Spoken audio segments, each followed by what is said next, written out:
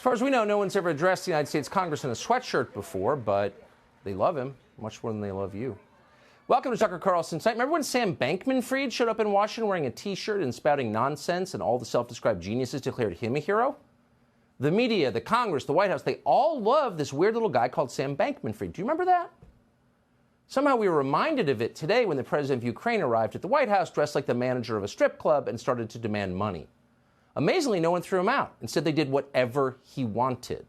American taxpayers declared Joe Biden will continue to give Zelenskyy whatever he demands for, quote, as long as it takes. Tellingly, Biden never specified what it is, as long as it takes to do what? Push the Russian army back to pre-invasion borders? Sounds reasonable. That's what most Americans likely assume, those who are still paying attention. But that is not what Zelenskyy means, and it is not what he is asking for.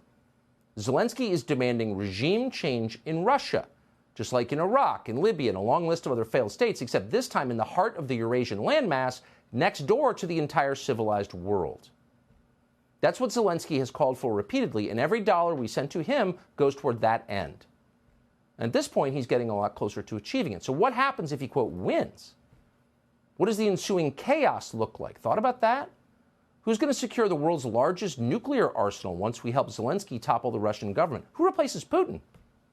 Strangely, those topics did not come up today, because that wasn't the point.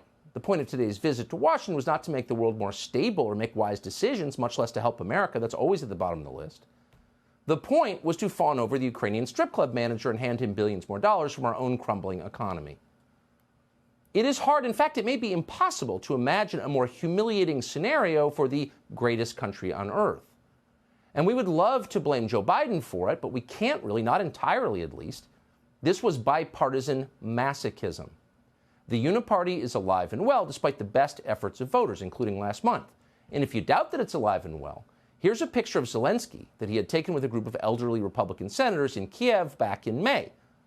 They stand grinning next to him in their orthopedic shoes, 70-year-old Susan Collins, John Barrasso, John Cornyn, led by their 80-year-old ringleader, Mitch McConnell. 44-year-old Zelenskyy poses between them in a skin-tight polo shirt, flexing like a weightlifter and trying to look ferocious. They seem awestruck. Not since a young Fidel Castro showed up in New York wearing battle fatigues has this country's aging leadership class tittered more loudly in delight. They love a man in uniform. What a hunk. So strong and decisive. Look at the expression on Mitch McConnell's face. You could almost hear the giggles of pleasure.